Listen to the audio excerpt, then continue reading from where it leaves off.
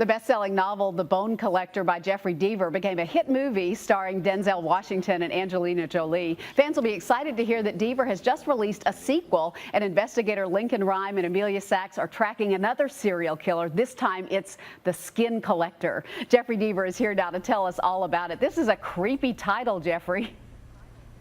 Oh, thank you, Meryl. I like the creep factor. That's what I live for, to creep out my readers. Well, I think you're definitely doing it with this one. What's the storyline in The Skin Collector? Sure, I'll explain very briefly. I'm very calculated when it comes to writing my books. I plan them out months and months ahead of time. All the plots are intricately choreographed. And not only do I do that for each book, but for the series, the arc of the series of books, I have recurring plot points as well. At the end of The Bone Collector, I let one of the bad guys get away intentionally.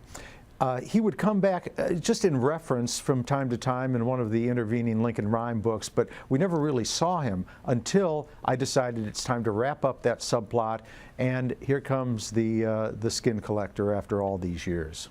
I love the inspiration for The Skin Collector, too. I heard it had something to do with a waitress in a restaurant. Yeah, exactly. And I should tell your viewers that the killer in this book is a brilliant tattoo artist. He has quite some skill, but he tattoos a cryptic message on his victims and taunts the police to figure out what is going on with the crimes. Well, I had no clue what to write about, even though I knew I wanted to do a sequel. So I was out at lunch with my assistant, and the waitress came up to take our order, and she had a very interesting tattoo on her arm, and I was staring at it, and I thought, my mind did one of those weird things, like a ping. I know, bone collector, tattoo artist, tattooing skin, Skin Collector, and the premise for the book came about, and the waitress was staring at me because I wasn't answering her question, what would I like to order?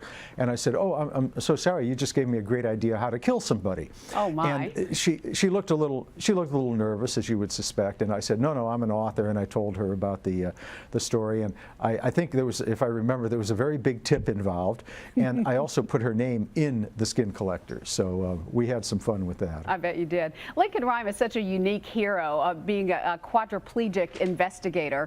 Why does he resonate so well with people? It's a very good question, Meryl, and I've asked myself that quite a bit, and I think the answer is that, you know, we really all are our minds and our hearts and our souls and our spirits before we are our bodies. You know, our bodies kind of carry that around. That's the mechanism to get our hearts and minds places and to help us do things.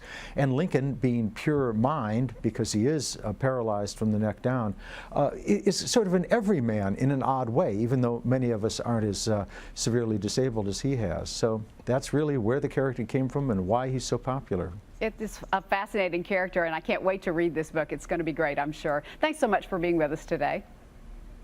Oh, thank you, Meryl. All right, you can get the whole story in Jeffrey Deaver's latest book. It's called The Skin Collector.